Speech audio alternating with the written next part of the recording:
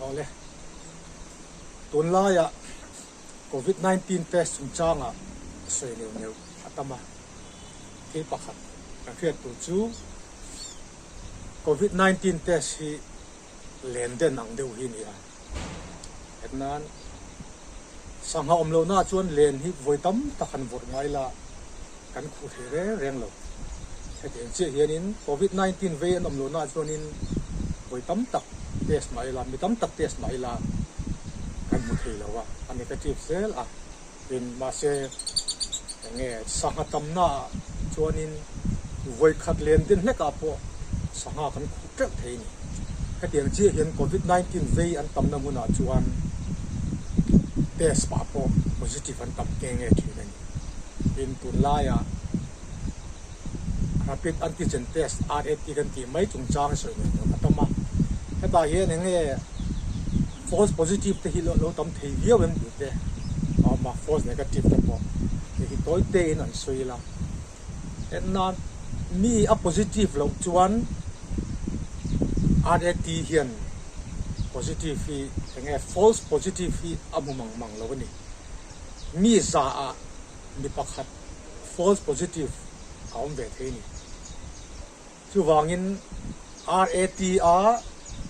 COVID-19 positive an hu hi adin tlak let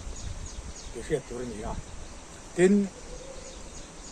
COVID-19 positive si symptom ne a hianin 72% vel amuwa tin ani chuanin 28% vel amu mai tenani 72% lai amu thei chan chu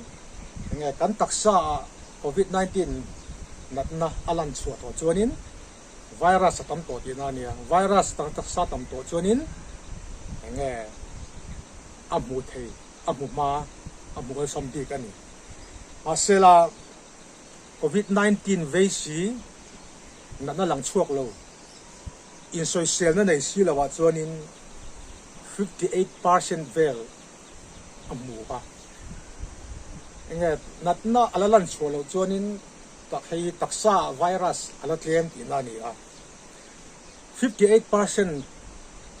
amu chuanin 42% vel amu mai tinani a chubangin COVID-19 positive rank si natna lang chuak box hi lo RAgT in amu mai hi enga mo zat an tinani a chubangin nge heng mi te hi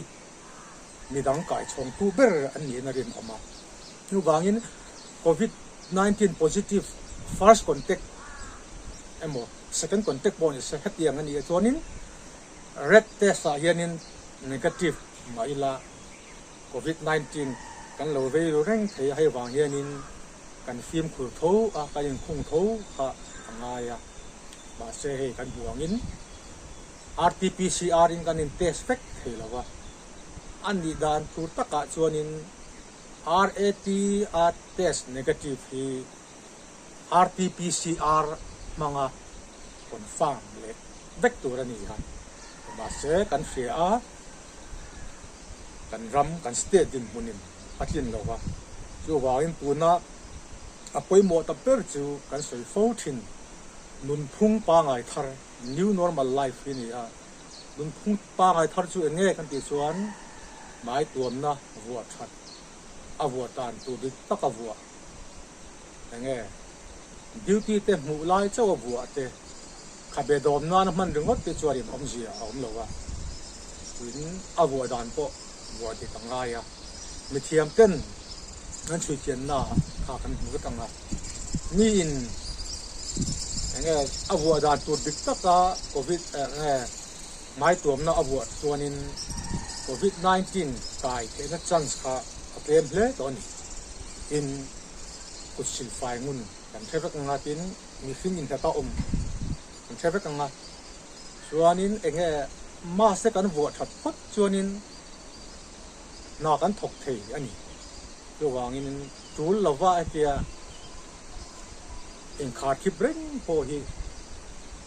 enge kan tuan em tu kon kan tuar ve ka ni tina put na thok te sum dong ten an tuat bi ka tuna hian mi tam tak chu mang angin an rum me ani chu wangin COVID-19 nera chen ho kan ziranga ya na tho kan ngai ton tik wangin chu ta pawimawh ber chu tik taka mas wa ani in enge pon bo ruak a chonin thei bo ruak a thite a oma in COVID-19 fipo i thi tian alen bo chungchunga in chung a bo ruak leng vel tlemna hianin COVID-19 in kai ol sambi ka in available kan omre lo azir te po hi ani ve a chawa ni na tapoi ngo em chu e kan kilo tu chu thian te na te then om phoveng te na te len lu mai lo tu ni a in choi khom te po an chu mi na kan len chuanin mask kan phela kan ti a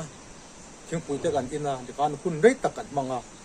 in chung uwa pakhate kan ho kan ti ho khanin kan zinga positive fan lo om pal chuan in kai chhon all big em to ani tin pawimawh em mai chu kan tak sa ve him to call ti chak in kan tak sa ve him to call a chak chuanin latna eng po ni se bacteria po ni se virus po ni o se kan kai harbi ka kan kai thelo te na ni lovin in kan lo kai ni pon kan tak sa in nan na fik le virus te kha